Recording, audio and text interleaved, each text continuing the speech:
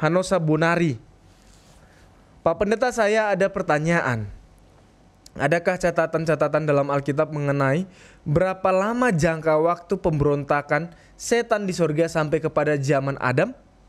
Terima kasih, silakan Pendeta. Terima kasih Saudara Hanosa Bonari untuk pertanyaannya mengenai catatan Alkitab secara pasti berapa lama waktu dari saat dia berontak sampai kepada zaman Adam. Tidak ada catatan yang pasti, tapi yang kita ketahui bahwa dalam Alkitab ada cerita pemberontakannya, Yesaya 14 ayat 12, Wahyu 12 ayat 7-9. Lalu kita tahu juga bahwa di dalam Taman Eden Tuhan tempatkan pohon pengetahuan tentang yang baik dan yang jahat, dan pada satu kali Adam mendengar ular itu bisa berbicara dan ternyata itu adalah setan, yaitu Lucifer yang telah dibuang dari sorga, dan Hawa dan Adam pun jatuh. Namun yang saya mau ambil dari pertanyaan ini adalah saya mau menunjukkan bagaimana Allah itu sabar, Dia itu adil, Dia itu mengasihi. Dia memberikan waktu yang cukup untuk membuat seseorang itu sadar akan kesalahannya agar tidak melanjutkan kejahatan yang ada di dalam hati, atau tidak sampai kejahatan yang dalam hati itu berbuah menjadi suatu kejahatan yang nyata atau pemberontakan yang nyata. Kita ambil contoh beberapa. Yang pertama adalah Yudas. Dalam Alkitab, di dalam Yohanes pasal yang ke-6, coba kita buka Alkitab kita dalam Yohanes pasal yang ke-6, di situ Tuhan Yesus sudah sebutkan, karena Tuhan Yesus tahu apa yang akan terjadi dan dia sudah memberikan amaran supaya yang bersangkutan itu bisa sadar. Kita buka di dalam Yohanes pasal yang ke-6, ayat yang ke-70.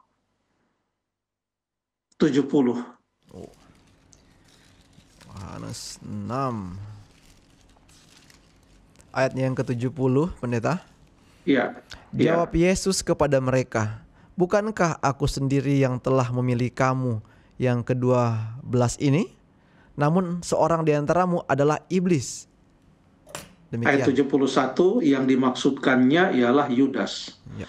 Jadi jauh sebelum Yudas itu menyatakan dengan terang-terangan bahwa dia mengkhianati Tuhan Yesus, dia bersekongkol dengan imam-imam kepala, dengan ahli-ahli Taurat, orang-orang Yahudi, pemimpin-pemimpin, untuk menangkap Yesus. Sebelum dia bersekongkol atau sebelum dia nyatakan itu secara terbuka, Tuhan sudah tahu hatinya. Dan pada waktu Tuhan mengetahui hatinya, Tuhan Yesus sudah memberitahukan hal ini supaya Yudas bisa mengetahui agar dia tidak sampai melanjutkan. Yesus sudah tahu, tetapi Yudas memilih untuk mengikuti dia punya keinginan hati. Bukan Tuhan Yesus yang membuat dia mengkhianati Yesus. Tuhan Yesus mengetahui, tetapi pengetahuan Yesus tentang apa yang akan terjadi itu bukan membuat Yudas melakukan hal itu. Dia lakukan hal itu oleh karena dia punya pilihan sendiri. Dan Yohanes pasal yang ke-7, Yohanes 8, terus ceritanya sampai kepada cerita yang ada di dalam Yohanes pasal yang ke-13, di mana di Yohanes pasal yang ke-13 Yesus masih memberikan juga suatu amaran kepada Yudas, dan hanya Yudas yang tahu nampaknya. Dari mana kita mengetahui bahwa hanya Yudas yang tahu? Coba kita baca ayat yang ke-27. Yohanes pasal yang ke-13 ayat 27. Oke, Yohanes 13 ayat yang ke-27. 27. Dan sesudah Yudas menerima roti itu, ia kerasukan iblis. Maka Yesus berkata kepadanya, apa yang hendak kau perbuat, perbuatlah dengan segera. Ayat 28. Tetapi tidak ada seorang pun dari antara mereka yang duduk makan itu mengerti apa maksud Yesus mengatakan itu kepada Yudas. Jadi Tuhan Yesus berusaha untuk membuat Yudas itu sadar. Tidak ada orang yang tahu. Tuhan Yesus tidak ingin mempermalukan Yudas pada saat itu. Masih ada kesempatan Yudas untuk tetap tinggal di dalam ruangan itu. Dan mengenai Tuhan Yesus akan mati di atas kayu salib, akan ada skenario yang lain yang bisa saja terjadi.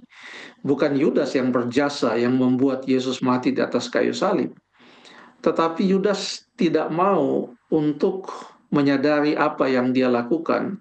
Maka di ayat yang ke-30, Yudas menerima roti itu lalu segera pergi. Murid-murid yang lain, mereka menerima roti dan mereka tinggal di situ dan makan roti sama-sama. Tetapi Yudas, dia menerima roti itu lalu dia pergi. Tidak ada makna roti itu. Padahal roti itu adalah menggambarkan roti hidup, yaitu Yesus sendiri. Tapi bagi Yudas tidak ada makna dari roti itu. Jadi kita bisa melihat bahwa ada tenggang waktu yang diberikan oleh Tuhan Yesus untuk meyakinkan Yudas, sampai Yudas secara terbuka menyatakan dia punya pemberontakan. Dari mana kita tahu? Kita baca di pasal yang ke-18. Pasal yang ke-18. Ayat yang ke-5. 4 dan 5. Ayat 4, maka Yesus yang Dan tahu 5. maka Yesus yang tahu semua yang akan menimpa dirinya maju ke depan dan berkata kepada mereka, "Siapakah yang kamu cari?" Jawab mereka, "Yesus dari Nazaret." Katanya kepada mereka, "Akulah dia." Yudas yang mengkhianati dia berdiri juga di situ bersama mereka. Terima kasih. Jadi Yudas sudah tidak bersama-sama dengan Yesus dan murid-murid yang lain. Sekarang Yudas bersama-sama dengan para pemimpin orang Yahudi yang datang menangkap Yesus. Dia sudah pindah pindah pihak. Tadinya di pihak Yesus, sekarang dia sudah di pihak pemberontak. Tadinya hanya Yesus yang mengetahui apa yang ada dalam hati Yudas, dan Yudas tahu ada gejolak-gejolak untuk mengkhianati Yesus. Murid-murid yang lain tidak tahu, kata Alkitab. Lalu kemudian sampai saat itu baru kemudian Yudas menyatakan secara terbuka. Jadi apa yang terjadi adalah bukan Yesus yang membuat Yudas seperti itu, tapi dia menyatakan secara terbuka, terang-terangan bahwa dia mengkhianati Tuhan Yesus. Jadi ada tenggang waktu. Artinya Yesus itu baik, Yesus itu penuh dengan kasih, dan dia adil. Dia tidak membinasakan Yudas atau memecat Yudas begitu dia tahu dalam hatinya ada timbul niat-niat yang jahat, tapi dia berusaha untuk merangkul, memberikan waktu kepada Yudas. Itu contoh di dalam Alkitab Perjanjian Baru. Bagaimana di Alkitab Perjanjian Lama? Kita tahu ada seorang istri raja atau permasyuri yang bernama Izebel.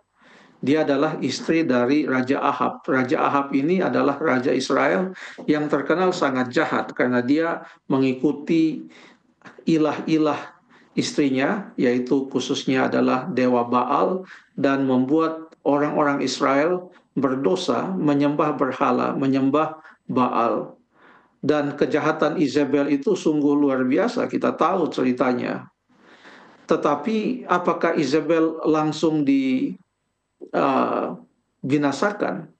Sebelum Izebel itu mati terbunuh, ternyata Tuhan telah memberikan waktu kepada Izebel untuk bertobat. Dari mana kita tahu akan hal itu? Alkitab memberitahukan. Mari kita buka Alkitab kita di dalam Wahyu pasal yang kedua.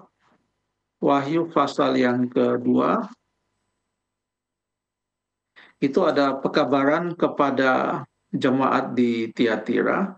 Dan dalam pekabaran kepada jemaat di Tiatira, Tuhan Yesus menggunakan ilustrasi Izebel yang ada di Perjanjian Lama, dan Tuhan Yesus menubuatkan dalam perjalanan masa kekristenan, mulai dari abad yang pertama terus sampai kepada akhir zaman, ada suatu periode yang dilambangkan dengan jemaat Tiatira, di mana pada saat itu ada suatu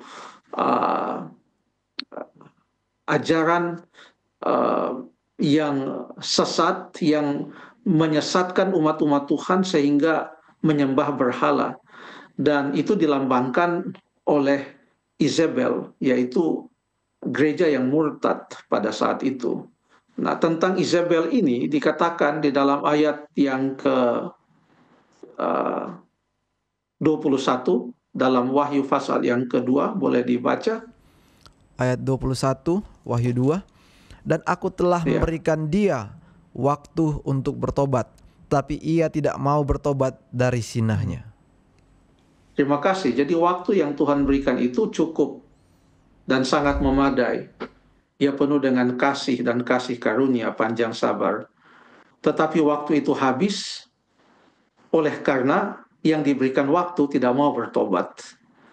Jadi pola-pola yang terjadi di dalam Alkitab, Yudas, Isabel, itu menggambarkan tabiat Allah.